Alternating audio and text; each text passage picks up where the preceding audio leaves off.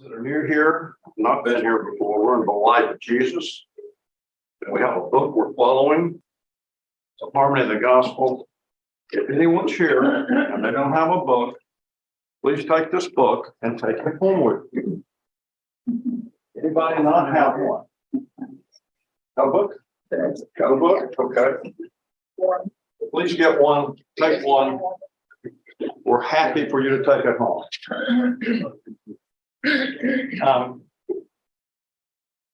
I don't think we have any announcements this morning. You're getting the prayer requests on the emails that I send out. I think we are in pretty good shape right now as far as announcements. And I want to welcome our folks on Zoom. It's important that you're with us every week. We appreciate you being here. We appreciate the fact that you can contribute to the conversation. This is a conversations class. We want you to raise your hand, make your comment brief, because we now have, I don't know how many people in the room anymore, but we want to hear from all of you. And if you make your comments brief, we would appreciate it. But please raise your hand and share your thoughts with us. It's important that you participate in this class. Well, that's it. Danny, would you have our prayer, please? Heavenly Father, thank you for this beautiful day you created for us. Help us to come here with you in our hearts, and may we leave with a greater responsibility of sharing you with others. In Christ's name, amen. Thank you. I didn't know really how to title our lesson today, but Doug was here when we had lunch, and he kept saying, it's really about keeping Jesus in the conversation. How do you keep Jesus in the conversation? And in light of our elections that just took place, I haven't heard Jesus in those political conversations very much this week. But he could be, if we really thought about it, he could be in that conversation. It's easy to become discouraged. We all experience forms of discouragement from time to time. I know I do. And I have these processes that I go through to get my courage back up. And it's important that we find our courage. We get our legs under us in today's world. But today we want to remember in this lesson as we go forward, and it's about that God is always in control, no matter what happens. Have you ever had someone try and do serious damage to you? Have you ever known someone who hates your guts? Now, that's a pretty strong statement. They really, really detest you. They hate you. Years ago, I just met John Cosgrove, and we were at a local restaurant out at the mall. It was very crowded that day. And we were standing in the bar restaurant area there, and it was so crowded, people were coming in from the patio. It was a very nice day. And you could hardly get through. Go to the restroom, it was just jam-packed. And this guy comes through, and he needs to, I don't know, get a drink, get to the restaurant or wherever. And come in, we have seats. Welcome. And so this guy comes by, and I said, hello, Tony, how are you? He said, I'm good, Ken, how are you doing? I said, fine. And he goes back out. He comes back in a few minutes, gets something else. I said, come on, Tony, I'll back up. Thank you, Ken. So this happens 2 or 3 times. And John says, you like that guy, don't you? So what do you mean I like him? So no, you like him, don't you? I said, oh, I know him. I know his background. What's the point? He said, but you like him. I said, okay. He said, he hates your guts. He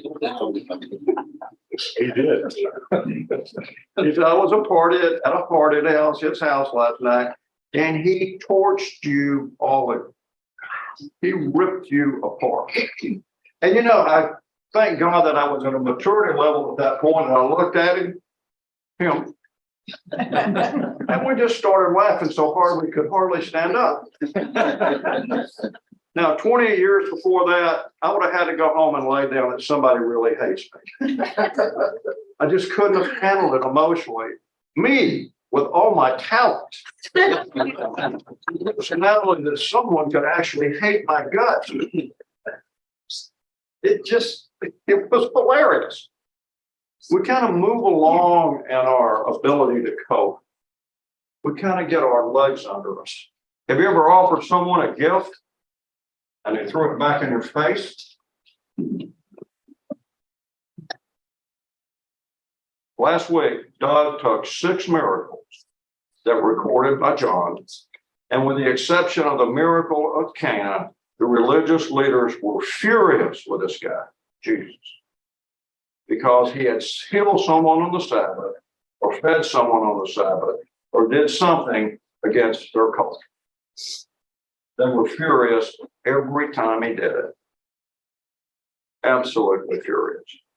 They don't want the gift. Here, take it back. Throw it in your face. Let's do a little background on today's lesson. Lazarus has just been raised from the dead. He'd been dead for 4 days. Mary and Martha go to Jesus when he approaches their home, tell him that if he had just been there, their brother would not have died. Jesus tells them that I am the resurrection and the life. I am. And he's so moved by the weeping of the 2 women, he's led to the tomb of Lazarus, and he's now so overcome, he starts crying. So today, let's look at John 11:54. Sorry, John 11:45 through 54. What page is this? 136. 136. What page is it? 136. 136. Okay. Page 136 in the harmony. Okay. And it's section 119, but 136 in the harmony. And John, would you read verses 45 through 54? John 11, starting at verse 45. Therefore, many of the Jews who had come to visit Mary and had seen what Jesus did put their faith in him. But some of them went to the Pharisees and told them what Jesus had done. Then the chief priests and the Pharisees called a meeting of the Sanhedrin. What are we accomplishing? They asked. Here is this man performing many miraculous signs. If we let him go on like this, everyone will believe in him. And then the Romans will come and take away both our place and our nation. Then one of them, named Caiaphas, who was high priest that year, spoke up. You know nothing at all. You do not realize that it is better for you that one man die for the people than the whole nation perish.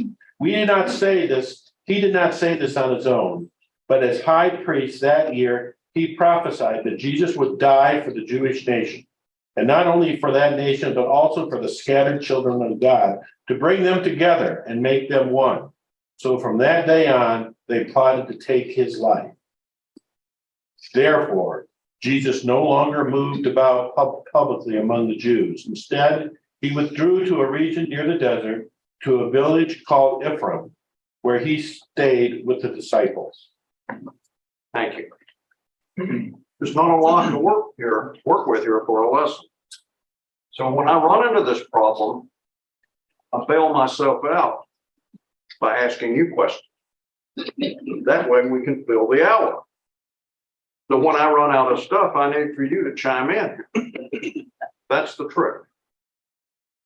So I want to go through these verses. I want to give you a little information, and I want to hear from you about what you think is going on. Give me your input as to what's happening. Verse 45.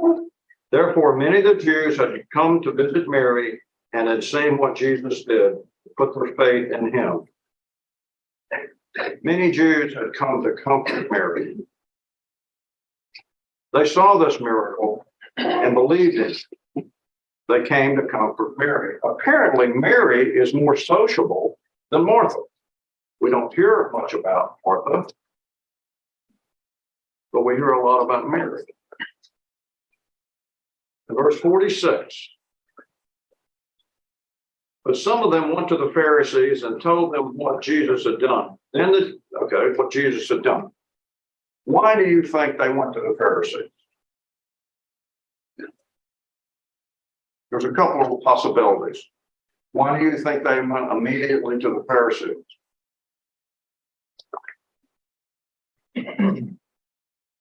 Yes.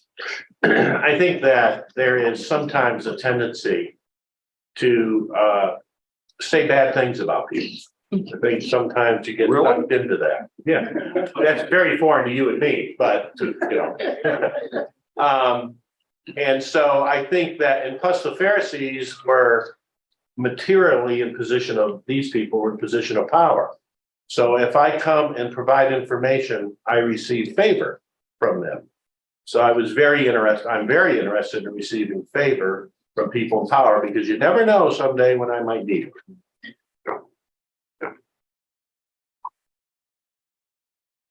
I have two reasons, maybe.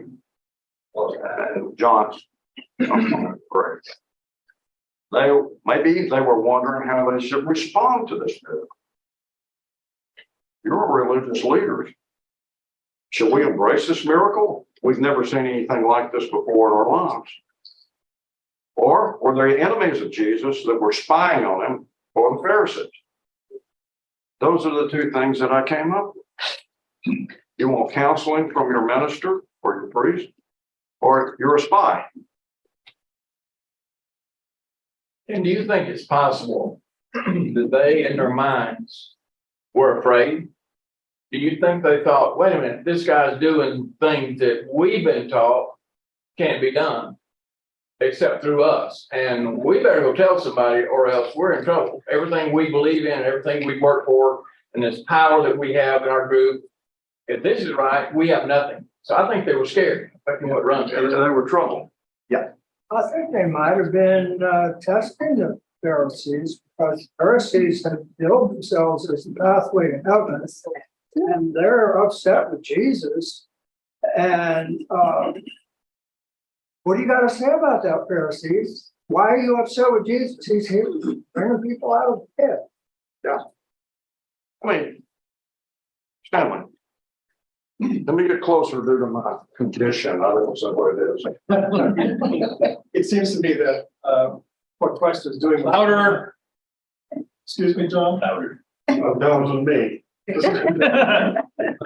It seems to me, John, that Jesus was undermining the culture of society. The Pharisees held it together.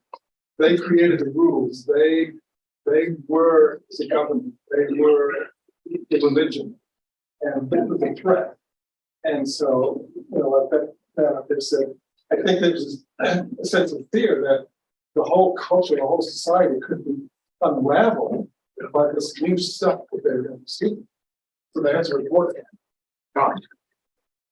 It seems to me, though, it's a big jump from, oh, hey, everybody's going to believe in him, to if everybody believes in him, the Romans are going to come and destroy us.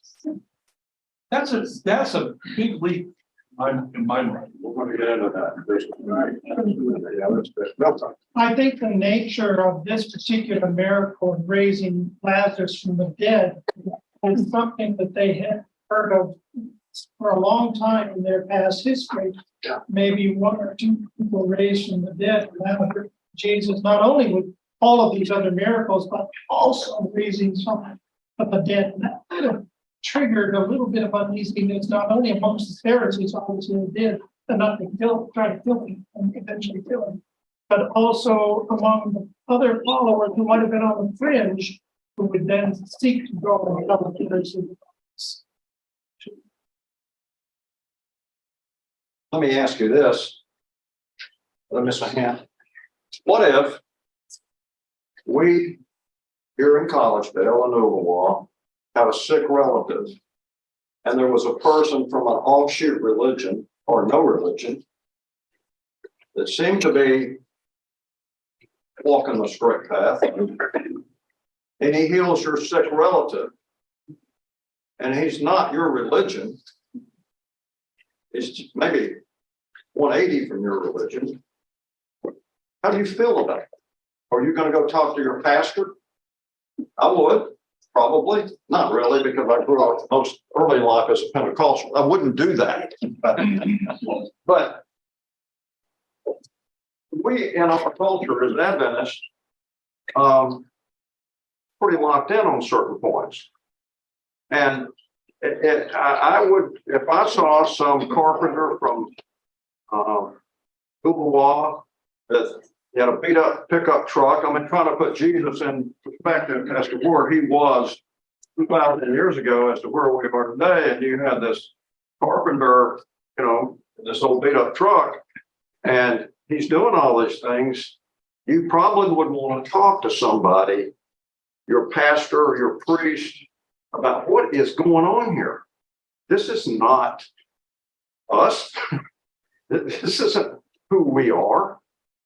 And maybe that's kind of a broad approach to it. Yes. I think you're right, because they weren't like us. They didn't have the Bible in their homes Yeah. to go and refer to. They had to go to a priest and have someone read what the scripture said to them in order for them to check it out. Yeah. Yes. Yeah. And we read about this. Nick, I've told you a couple of times about the only time I ever raised my hand in a class for years. When the Sabbath school teacher 30 years ago asked the question. Ed Wright was the pastor over here at that time at the University Church. And I'm just kind of killing time. I don't want to be there anyway in this class at that point in my life. But the guy asked a question that resonated with me. He said, what if we had a person in Collegedale that had been an invalid his entire life, and we know who this guy is, and we wheel him up on the podium, and Ed Wright prays for him, and the guy gets up his hill and walks off. How would you feel about that?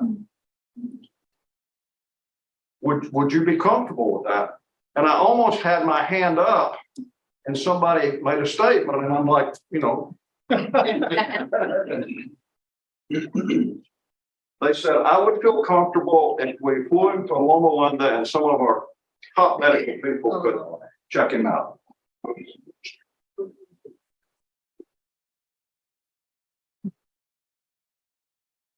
And for a guy struggling, trying to get back into church, that was a tough morning for me to hear that. Yes.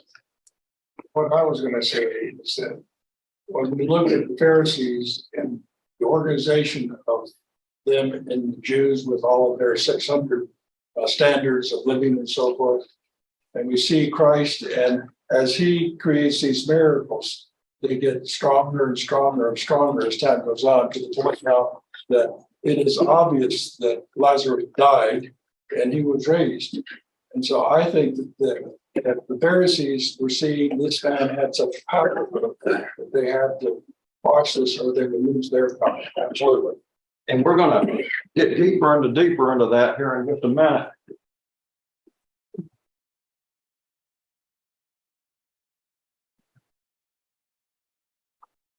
Let me read verse 47, okay? Then the chief priests and the Pharisees called a meeting of the Sanhedrin. What are we accomplishing as? Here is this man performing many miraculous signs. What do we know about the Pharisees? What do we know? Give me what you remember about the Pharisees. Hypocrites. They were not fair, you see. They were not fair, you see. Yeah, I got it. I got another chart. They're sad. That's why the others were sad, you see. You have to see it. Yeah. You have to see it. Yeah. They were considered most religious in that Consider culture. what, Bob? They were considered very religious in that culture. Yeah. Respected by the people. You think about the most religious person you know, and then put it on steroids. These guys are not a political party. Yes. These guys did, well, the Pharisees did believe in the resurrection. What about the resurrection? They believed, the Pharisees did believe in that. Where They the did. Sadducees did not. The Sadducees did not. That's why they're sad, you see. Remember? Yeah. They believed in a resurrection. Sadducees did not believe in a resurrection. They are not political, Ken. Yeah, they were very focused on doing right. All the rules that they had created, follow them all. It's salvation by works. How many rules were there on keeping the Sabbath? Were there 600 rules? 613. Boy, does that sound right? 400 For rules. all the things they said you had to do, yes. Yeah. Only 600. It just seems very obvious that there's zero level of caring for the people who were helped. And or happiness or rejoicing that people got better or brought to life or whatever. It's just like, it's all about their power. Yeah, politics meant nothing to them. They didn't care who governed. They had no interest in politics as long as they were allowed to continue in the meticulous obedience to the law. They were greatly concerned with right, wrong. They felt Jesus was totally wrong on clean and unclean and washing your hands and washing the cups, on the Sabbath, on diet. He was disgusting. He was a heretic. He was simply disgusting to them.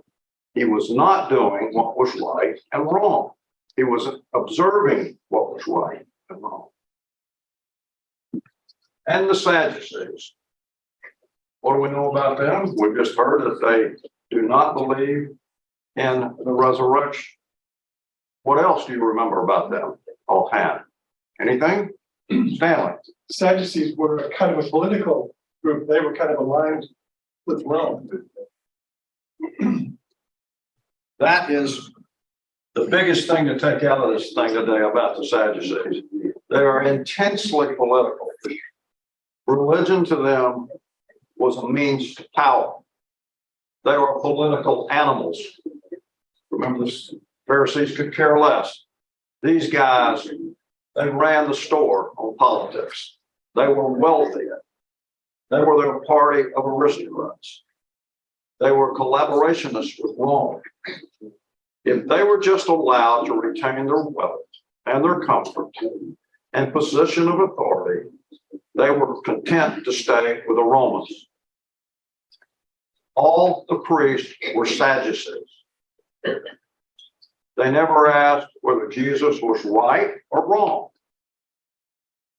They could have cared less. Pharisees asked if it was right or wrong. They simply felt he was a threat to Rome, and he's a threat to Rome, he's a threat to us, because they're going to come and they're going to take us away. This guy's got too many crowds. The Romans don't like upheaval. They don't like big crowds. They don't like mobs. Mobs will get you killed. This guy's a threat to us. From this point on, we'll study this. The Pharisees are not mentioned very often. And opposition to Jesus is firmly in the hands of the chief priests, Sadducees. When we begin to read Acts, which we'll probably go into after the life of Jesus, we'll see the Sadducees are the primary movers on persecution. Paul comes out of that crowd. He is the number one persecutor. And let's read verse 48. Then one of them, named Caiaphas, who was high priest that year, spoke up. That you know nothing at all. Let's just stop there. You know nothing at all. That's like saying you're stupid. You know nothing at all. You're not competing with me intellectually. The Romans will come and take away our place. What does place mean to them? Their temple. They were worshiping more about the temple than they were about God. They will come and take away our place. They'll come and take away our church house. That's a Southern saying, church house. That's what they're going to do. They'll take it away from us. And in a sort of a roundabout way, they did in 70 AD. Verse 49. Then one of them named Caiaphas, who was high priest that year, spoke up, says, "You know nothing at all. You're stupid."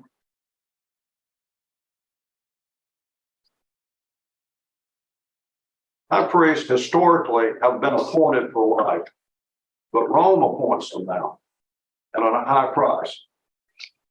Caiaphas is high priest that year and is appointed by Valerius Gratus. He was a Roman governor, like Pilate will be, in 18 AD. Caiaphas is priest for 16 years. He presided over the trial of Jesus and was the son-in-law of Annas, another high priest. In Acts, we read that Caiaphas presided over the trial of James and John. His father-in-law, Annas, was cut from the same cloth, just a puppet of Rome. Robin. I think that is a very overlooked, telling comment. You know nothing at all. Because I think that's exactly what they thought of Jesus. Mostly probably because of his age. If I think about me and my career, and I have a snot-nosed 28-year-old come up and tell me something I know is not right, I'm a little indignant. And it's a flaw on my part, but I do. What do you think they felt like? Yeah. So I think that was a driving force behind their distaste for it.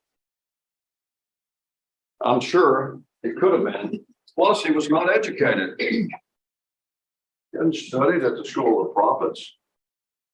He was just a carpenter.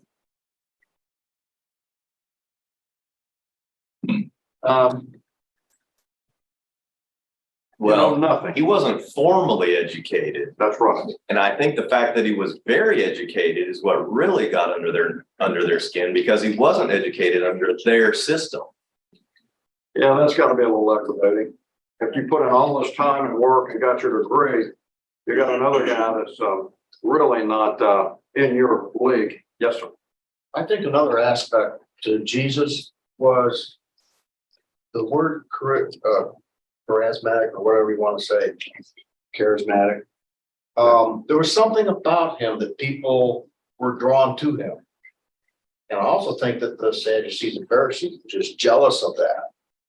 So to combine that with his knowledge of the scriptures and everything else, they felt really threatened and were very jealous of what Jesus had, and they wanted that. Let me ask you this. When you see someone that people are drawn to, and maybe you haven't met them yet, but you met them, what generally is the characteristic that makes you comfortable? The characteristic that you are drawn to this person?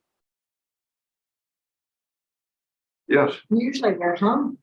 Sorry? Usually they're very humble. Yes, they are. And And real. Yeah. Wait a minute. They're not pretend, they're We're real. forgetting the most important thing here. We get that going.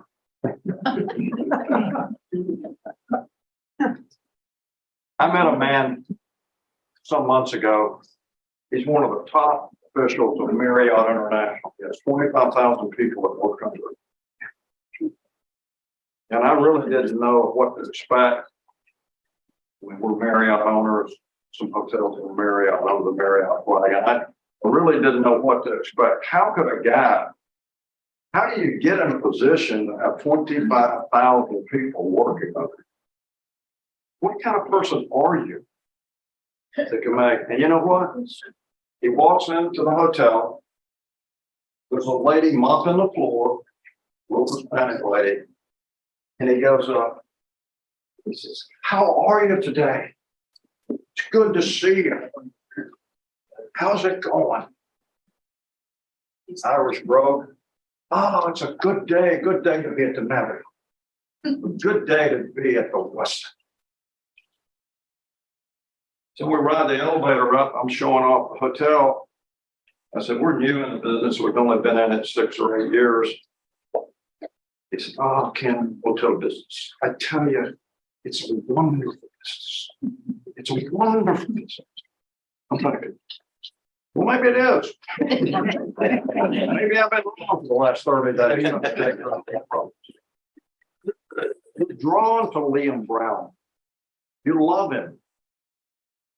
"Oh, how are you today? It's good to see you. And I mean it. Tell me, how are you? Tell me. That's something we all try to avoid. You really want to know how somebody is? If you're over 70, you better pack a lunch. How are you? And I think that's a strong characteristic of Jesus, really. He took the time. He took the time. You know nothing. You're really stupid. This is rude and characteristic of the alleged arrogance of the Sadducees. Josephus, the famous historian who wrote what we know a great deal about that time, he said the Sadducees, even among themselves, are rude in their behavior and in their exchange with their fellow Sadducees. They treat them as if they were aliens, if they were slaves. In other words, the Sadducees are even nasty to each other. So now you know a little bit more about what Jesus was dealing with. Verse 50. You do not realize that it is better for you that one man die for the people than the whole nation perish?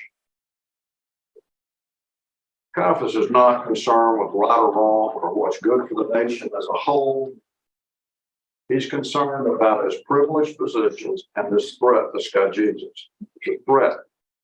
He's upsetting their life. So it's better that one man should die for the people. And by the way, this is considered prophecy. But from Caiaphas' lips, this is sheer cynicism. It's important to know that God did not reveal anything to Caiaphas. But yet he's making a prediction that's could be realized to be a prophecy. Verse 51 and 52.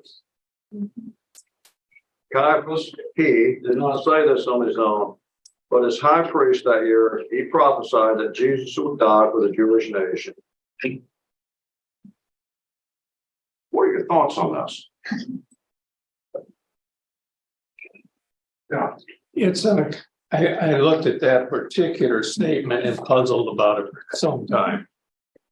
It was either God who had him say that, or it was Satan. And I lean to the latter, that Satan instigated his own Caiaphas thoughts about this to say what he was saying at that point. Yeah. Yeah. Yes, sir.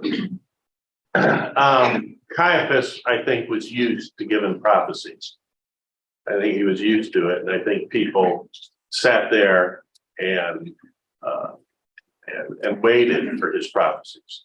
What frustrates me about this is that if you think of the people that you know that you don't respect, maybe former bosses or something that you just didn't like, and ask yourselves, what didn't you like? Most of the time, we're going to come up with somebody who's really self-serving, is kind of in it for themselves, versus the ones that you really respected. Those are the ones that were selfless. What frustrates me about Caiaphas is that for the good of the nation, Jesus will die for the good of the nation. So what he's doing, he's not telling the truth. He doesn't care about that. Just like those people you didn't respect, they're blowing smoke. What I find also interesting here is that I think God's using Caiaphas here as a signal of what's going to happen. Because Jesus is going to die for the good of something. So I think God's at work here, even with Caiaphas. So even those bad bosses you have, God might be at work with them too, as I think. I think what he's really saying here is it's better for that Jesus should die than there should be trouble with the Romans. We don't want trouble with those guys. But his statement was true, but not the way he meant it. Can God speak? Yes, let's get Roy and then John. What I was going to say is that the sermon that Jerry's giving today is about self. And each of us has this journey that we have to go through. For the Sadducees, they were rich and therefore they had a lot of self because they could get anything. The Pharisees, they worked hard to be selfish because they were making themselves righteous. But for Jesus, he was humble because he was for the Father. And I think same thing is for us. I think in our journey, what we see here is a good example of the struggle that we have as human beings to be able to overcome self and become selfless and to help others and keep them in mind. And that's what this story really is about in my mind. Yeah, thank you, John. Well, I was just thinking, throughout Jesus' ministry, the Sadducees and the Pharisees, they set out people to challenge him, to question him, and they lost on every argument. And this must have really frustrated him that, they came and they said, we're going to trap him here, or we're going to catch him there, or we're going to do this. And Jesus had an answer for every one of those things. And that must have really, for people in this kind of position and mindset, this must have been really frustrating. But what we're reading here is Jesus had an answer for this. One man is going to die for the whole nation. And Jesus has an answer for this, not the answer they expected, not the answer they wanted, as in all the other examples. But he has an answer for that as well. That yes, I am going to die for the good of the world, for the good of the nation, for the good of everyone. Yeah. Thank you. Thank you. I have a question. Yeah, let me get a little closer to it. Okay, yeah. Who is it that he prophesied to? Is this public for everybody, or is this just in the little group inside it? Well, they're having a conversation here, the Sanhedrin. Oh, okay, so it's in their meeting. There's 70 people in the Sanhedrin. And they're consist of Pharisees and Sadducees. And They're the ones meeting. having the meeting. Yeah. Okay, and this is when that was. Right, and I believe at this point that they are saying, look, enough. What are we going to do here? Enough. We're going to lose our church. We're going to lose our money. We're going to lose our homes. Yeah. What I think is interesting, this was spoken in the Sanhedrin. The only way we got it in the Bible is somebody in that room became Christian. Yeah. That's the only way we have it written down for us is somebody there became a Christian and then told that to John, Yeah. who wrote it down. Yeah. Yeah. The statement was true. Is it you think that God, and we'll come back to this in a minute, that God can speak through unlikely people, send messages through them without them even being aware of them? That he could do that? God can even use bad people? Absolutely. Hope so. Verse 53. So from that day on, they plotted to take his life. They don't know how they're going to do it, but they all agree the guy's going to go. Are we in agreement? We all vote that this guy has to die, and they all agree. Yep. We'll get the plan together, but we're all on one accord on that. He's got to go. If Christ is supposed to be scheduled according to prophecy to be the sacrificial lamb at the Passover, something has got to convict these hearts to do that so that prophecy will come true. To answering your question, yes, he can use bad people. Yeah.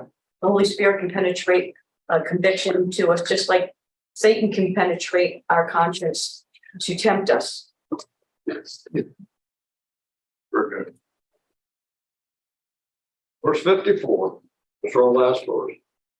Therefore, Jesus no longer moved about publicly among the Jews. Instead, he withdrew to a region near the desert, to a village called Ephraim, where he stayed with his disciples. Ephraim is 15 miles from Jerusalem, at the edge of the desert. And it's located far enough away from Jerusalem that Jesus can be safe until the Passover. He's not afraid to die. It's just not time to die yet. He remained in Ephraim with the disciples. One of them is Jewish. By the way, I was talking to a friend of mine about Ephraim, and he said, you need to read Amos 11. It talks about God calling to Ephraim, how much he loved him. If you remember, Ephraim was Joseph's son, I believe. And Amos, it's a beautiful chapter about God's love for Ephraim. It says Jesus put those words in Amos's mind. I kind of feel like maybe that drew him to Ephraim. He loved the guy. Maybe this territory had some special meaning. The Lazarus miracle has pushed the Sanhedrin over the edge. Jesus has pushed too many buttons. He's no longer in the equation for it. They're done. D-O-N-E. Pharisees, Sadducees are done. The death sentence has already been voted on. What wicked people or person in the Bible has God used to fulfill his will? What, all those stories you've heard your whole life, who were some of those people that were bad guys that God used to make sure his work, his prophecy kept going? Nebuchadnezzar. I had that one down. Nebuchadnezzar marches Daniel 1,678 miles as a young man, and he's a slave. 1,678 miles they march. I looked it up. Usually, because the caravans were big, you could walk a mile an hour. Ladies were pregnant, there were children. You walked about a mile an hour with all the camels in front of you. So you can see how long it took Daniel as a slave to walk to Babylon. 1,670. I don't even know how far. What's that equate to? New York. I mean, Canada. I don't know. I've never walked very much. But God uses Daniel, and He uses Nebuchadnezzar. Anybody else? There's a ton of Jacob's son. who? Jacob's sons to get Joseph into Egypt. That was my first pick. Yes. I would have given someone. Sorry, I'll speak up. Cyrus the Persian. He's later on in Daniel's story. Yeah, sorry. Yeah. Yes.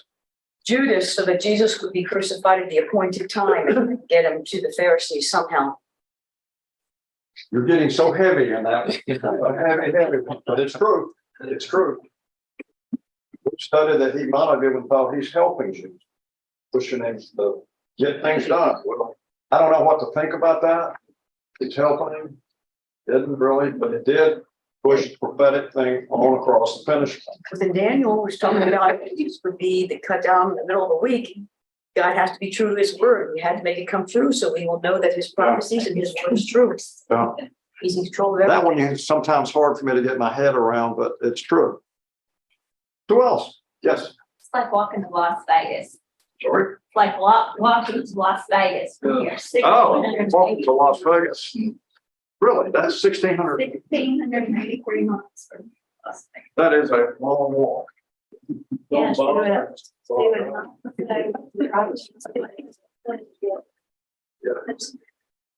it. And he's a slave. Joseph is a slave. You know, these are two guys that really had a pretty good life going. You think they wonder what in the heck has happened to me? How could this happen? Why would this happen to me? Daniel was a privileged person in the king's court. And all of a sudden he's walking from here to Las Vegas, not knowing what's going to happen as a slave. But isn't it interesting how it all worked out? Let me give you another one. Caesar Augustus. Caesar Augustus was emperor when Jesus was born. He was a vile, terrible, selfish, rotten person. And by making this decree that this census should be taken, that's all about how much more money he can squeeze out of the people. How many more people are there that I can squeeze for more taxes?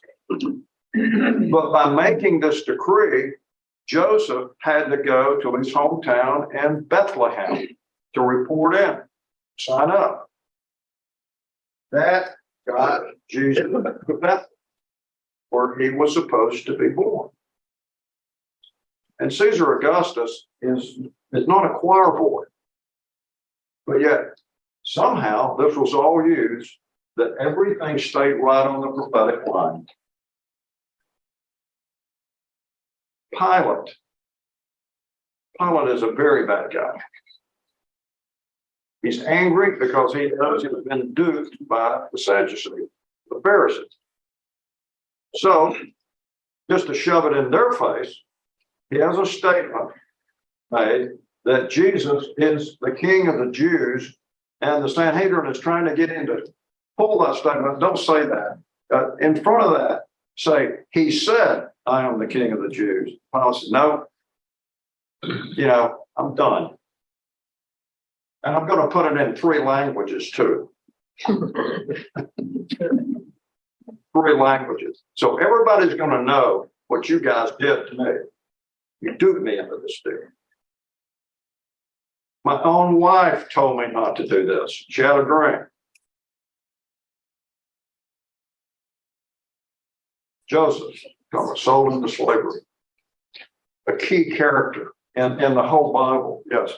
King Herod, King Herod. by killing off the babies, they went to Egypt, and the Bible says, out of Egypt he came. That's right. Boy, that's Herod on Egypt. That is a good one. Herod. King Saul persecutes David and chases him, forcing him to live in caves, forced. It gets so bad he has to find a town with the Philistines to live in. Ziklag, remember that? He's running for his life. And because all these bad things happen, Saul kills 84 priests at the little town of Nob because he gave David a sword. Ahimelech didn't know that David was on the right. And he not only kills priests, he kills all the women and children, wipes out a town. This guy is a serious, I don't know the word, Stanley, but there's something very, very wrong here. All the while, this is making David's faith stronger, and eventually he'll become the greatest king in the history of Israel. The question early on was, how do we minimize Jesus in our lives? Do we ever throw the present back in his face and say, I don't want it? I don't even want you at the party. When we criticize our children by dredging up old history or events concerning them, and we insult them, and we forget that they are our modern day miracle. They are the miracle. It's probably the only miracle that we will see in our lifetime and witness. That little person being born. It is a miracle.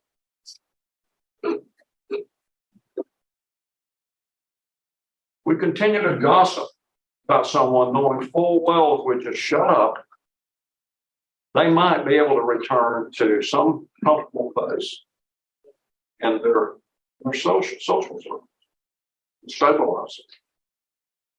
And this happens when I take Jesus out of the conversation. We had another suicide this week at our church. Another one. Hey. Seriously. 3 weeks ago, I was at College Dale Academy. How do we keep Jesus in the conversation? Lazarus was called forth from the grave. But when he stood up, he was still wrapped in grave clothes. Sometimes we're called by God and we step forth, but we forget we're not quite free of our grave clothes. We're working through our grave clothes every day by giving hopes to others and keeping Jesus in the conversation. We are here to give hope to other people. Jesus has given us all a gift. We just can't throw the gift back in his face. We don't know what's going on in someone's mind. We're here to give hope. I want to tell you a story that, apologize, Keith, I told it already at a meeting at the university this week, but to me, it was one of the few times in my life that I feel like I did the right thing. I kept Jesus in the conversation. And it's so hard sometimes when you run into problems. You can just get blown. You don't veer off course. You can get blown off course. Years ago, my oldest daughter, my kids were going to Grace Baptist Academy. I couldn't get my son when he was 5 or 6 into Spalding, and there was no room at the inn, so I had to find a church school room. So I heard about Grace Baptist Academy, and we went over there and checked my son in. And then my daughters met. Wonderful people, very spiritual people. Really feel good when you walk in it. These are spiritual people. And so one day I went to have lunch with my 3rd grader or 4th grader, and all the little blonde, cute little blonde girls are sitting over here, and they're in their lunchbox and they're sharing, and there's a little girl way down here at this end of the table alone. And so my daughter's telling me this and that and that, and I said, well, what's great? Who's this little girl over here? Said, oh, that's Megan. She's this, she's mean, she's this and that. I said, really? Megan has been ostracized. You can kind of picture her. She's overweight, blonde hair. She's alone. Every day, she's alone. So I got a call one day that from Judy, and she says, well, Larson broke her arm at the playground. Megan jumped from the top of the slide on top of her and somehow dislocated her shot. I can't remember what it was, but anyway, we lived through it. And so Larson comes in a couple, 2 or 3 days later, and she says, Daddy, you don't have to worry about Megan anymore. You see, she's not doing good in school, and unless she goes to this new class called Honors or Eagles or something, I don't know what it was, she's not going to be able to stay in class, and her parents can't afford it. So she'll be gone. So we don't have to worry about it anymore. I said, really? She said, yeah. So, this was the day of the accident. So that afternoon, I called the headmaster at Grace Baptist Academy and tell her I'd like to see her next morning. And she reluctantly says, okay. Because she's thinking of a parent who has a kid with a broken arm. And so I walk in and say, hi, I'm Ken DeFoor. She said, yes, sir, I've been expecting you. And she didn't say much, and I kind of look at her and she looks at me and I said, I'm here to pay Megan's tuition. Really? I said, yes. I want to pay for this extra program or whatever she's got to have to stay in school. Let's just get it all worked out. Right now, let me write the check. And she got a little shook up, got her composure. She says, Mr. DeFoor, I've been praying all night that God would intervene for me. Her parents are coming in every afternoon. And this was just a little couple who had a child late in life. And they just can't swing the bat financially. They're doing everything. They're coming in, they're mopping the floors at 6 o'clock. They're setting the chairs up on it. They're taking the garbage out. You know, they're coming back at 5 o'clock in the morning, putting the chairs down. They're done. They're killing themselves, and they just can't get it done.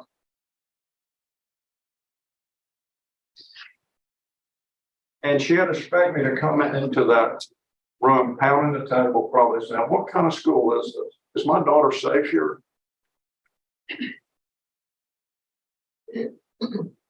And she said, the next meeting I had this morning was to tell Megan's parent that Megan has to leave school.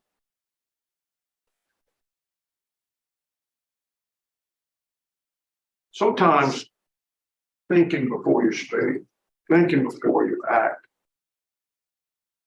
just trying to keep Jesus in the conversation. You don't know how you do it when you walk in, but I'm telling you, that was one of the few times in my life that I actually got it right.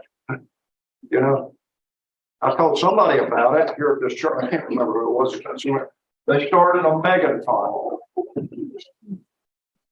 You know, it's a good day when something like that happens. It's a good day for me.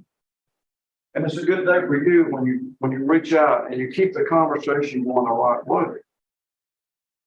And sometimes those situations you walk in the room and you're like, how in the world is this going to work?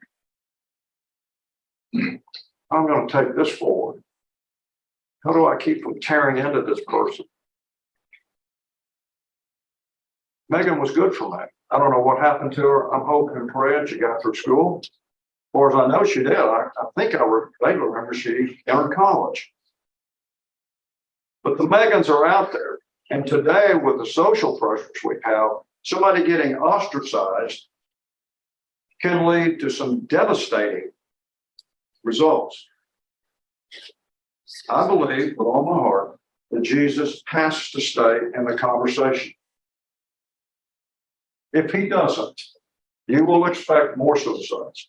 You will expect more tragedies, more people leaving and staying.